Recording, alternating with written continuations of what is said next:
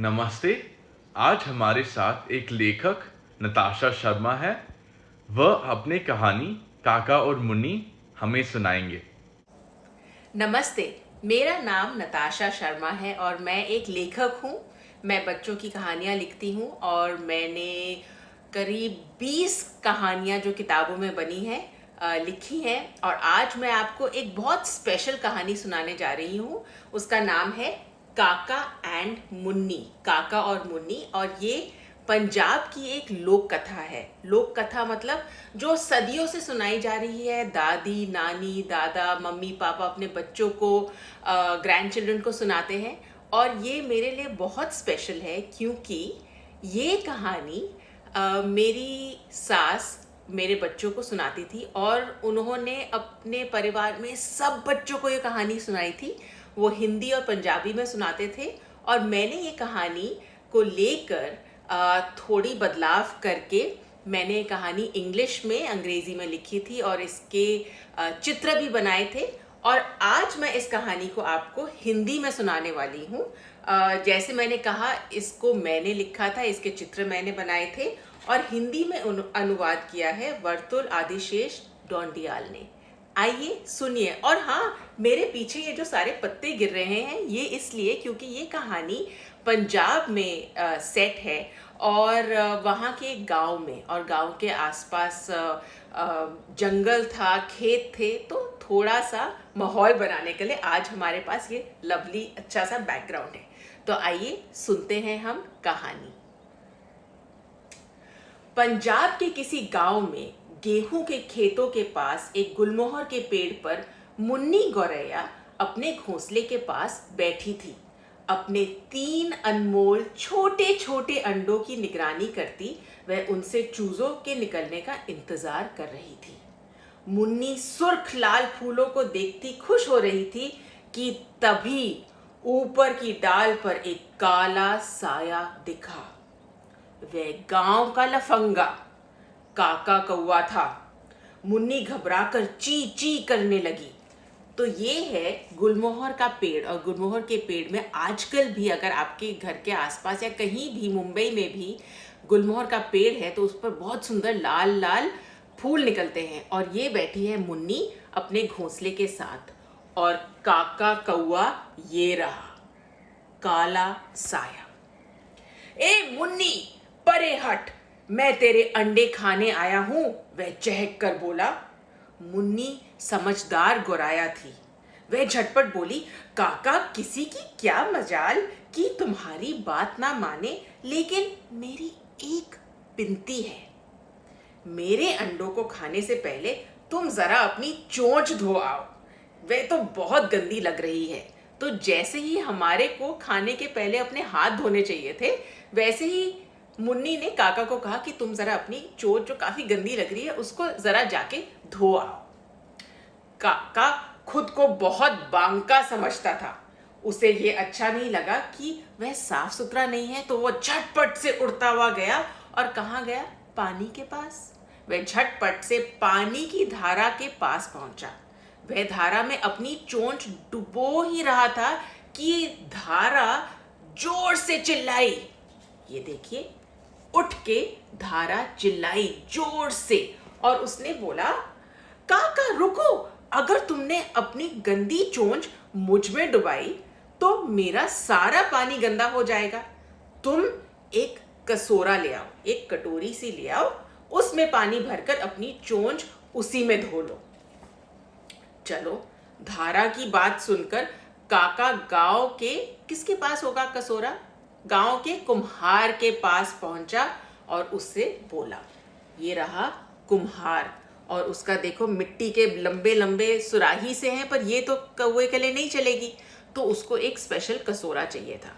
तो उसने बोला, अब आगे बताने से पहले मैं आपको एक चीज बताऊं। जब मेरी सास ये कहानी सुनाती थी तो एक गाना होता था और इस गाने की खासियत थी कि ये गाना लंबा होता जाता था। तो हर एक अंक इसके अंदर, जैसे चेन में अलग अलग अंक होते हैं, तो वो बढ़ते जाते हैं।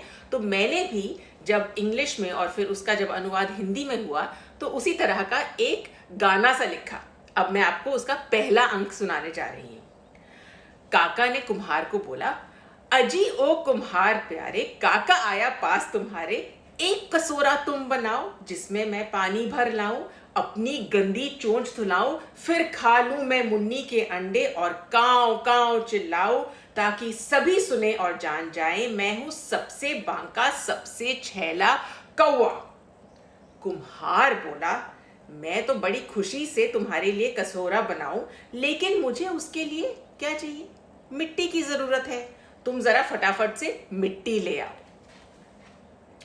अब काका उड़कर पास के खेत पर गया और खेत से बोला, अजी ओ खेत प्यारे, काका आया पास तुम्हारे, थोड़ी मिट्टी मैं ले लूं और कुम्हार को दे दूं, जिससे बनाए वो एक कसोरा जिसमें मैं पानी भर लाऊं, अपनी गंदी चोंच धुलाऊं, फिर खा लूं मुन्नी के अंडे और काव काव चिल्लाऊं, ताकि सभी सुने और जान जाए मैं हूं सबसे बांका सबसे छैला कौवा।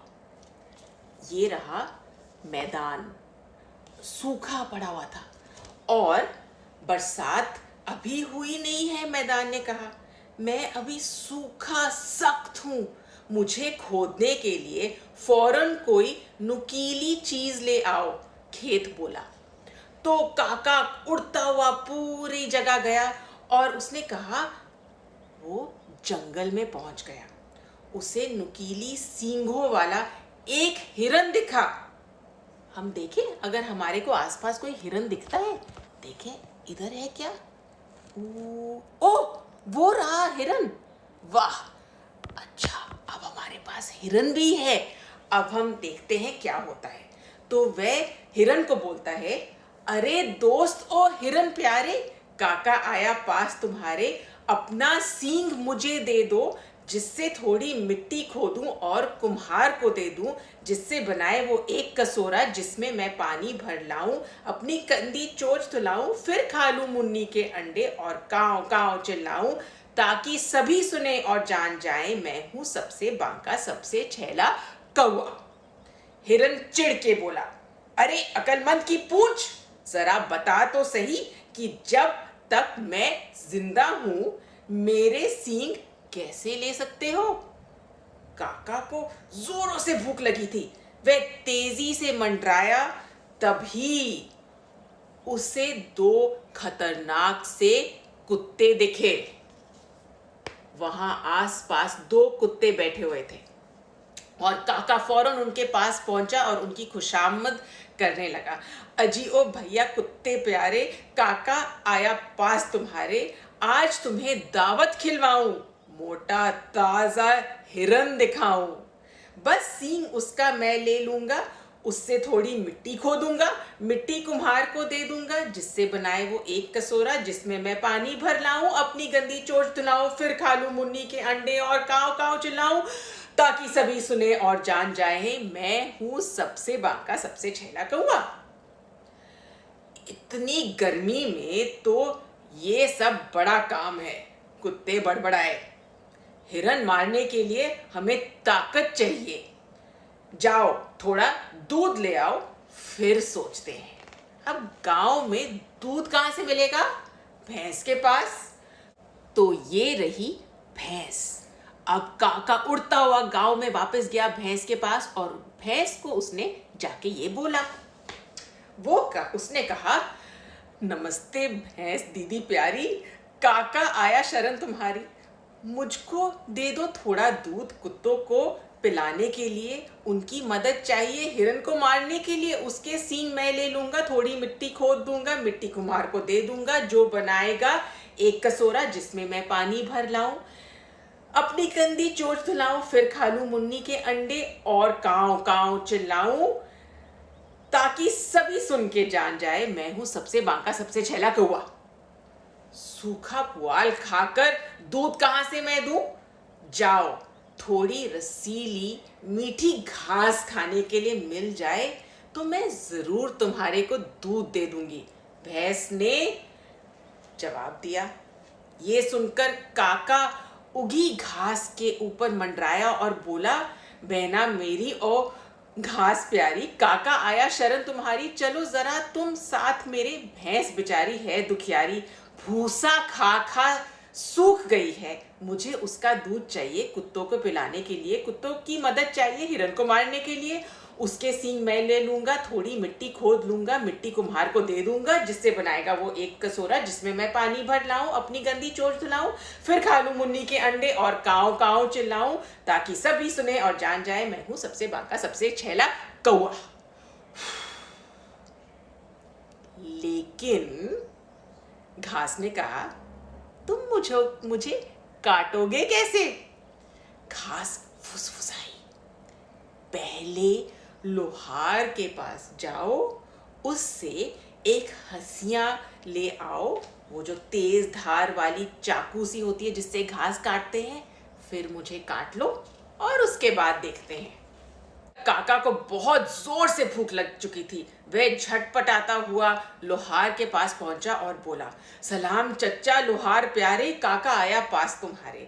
एक हंसिया दे दो मुझे, घास काट सकूं जिससे, उसको अपने साथ ले जाऊं, भूखी भैंस को खिलाऊं, मुझे उसका दूध चाहिए कुत्तों को पिलाने के लिए, कुत्तों को मुझे मदद चाहिए हिरन को मारने के लिए, उसके सींग मैं ले लूंगा, थोड़ी मिट्टी खोदने के लिए, और कुम्हार को दे दूंगा, वह एक कटोरा बनाएगा मुझे, जिसमें मैं पानी भर लाऊं, अपनी गंदी चोंच धुलाऊं, फिर खा लूं मुन्नी के अंडे और काव काव चिल्लाऊं, ताकि सभी सुने और जान जाए मैं हूं सबसे बांका सबसे छैला कौआ।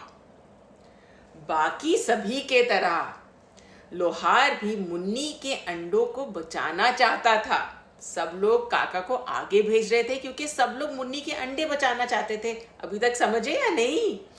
उसने कहा, अभी बनाता हूं हंसिया तुम्हारे लिए, तुम जरा पीछे जाकर भट्टी का दरवाजा खोलो और इस लोहे के टुकड़े को उसमें रख दो, क्योंकि लोहे को पहले बहुत गर्म करना पड़ता है, फिर हथौड़े से मारना पड़ता है, उसका शेप बनाना पड़ता है, और फिर ही मैं तुम्हारे को दे सकता हूं।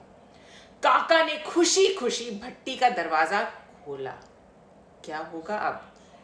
तभी हवा का तेज झोंका आया और काका भट्टी के कोयले पर उल्टा जा गिरा। उसकी पूंछ जल गई।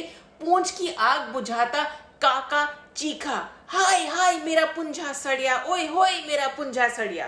पंजाबी में इसका मतलब होता है, हाय रे मेरी पूंछ जल गई। देखिए क्या हुआ, ये रही आग की भट्टी और ये रही काका और काका की सड़ी हुई पूंछ। यहां पर घमंडी काका नहीं चाहता था कि लोग जान जाएं कि उसकी पूंछ जल गई है। वह इस गांव से बहुत दूर उड़ गया और फिर कभी वापस नहीं आया, और सभी गांव वालों के मदद से मुन्नी के अंडे बच गए। मैं आशा करती हूँ आपको ये कहानी सुनने में मज़ा आया। मेरे को तो ये कहानी लिखने में, इसके चित्र बनाने में बहुत मज़ा आया था।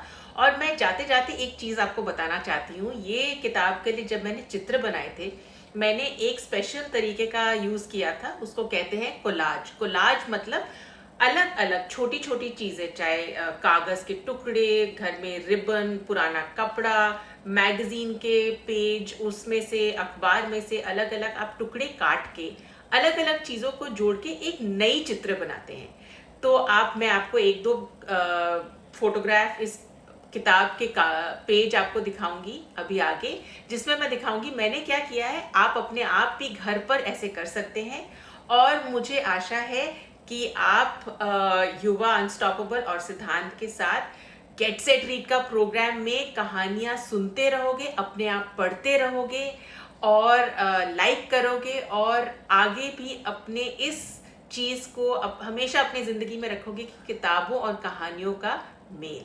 थैंक यू सुनने के लिए, और सुनते रहिए, पढ़ते रहिए get set read.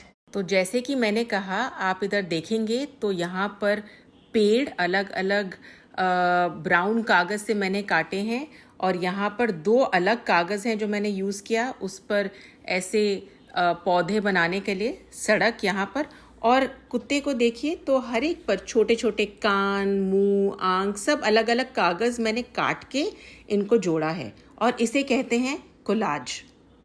If you enjoyed this story, drop a like on the video, subscribe to the channel and share it with your friends. मेरे साथ पढ़ते रहिए, सुनते रहिए, गेट सेट रीड।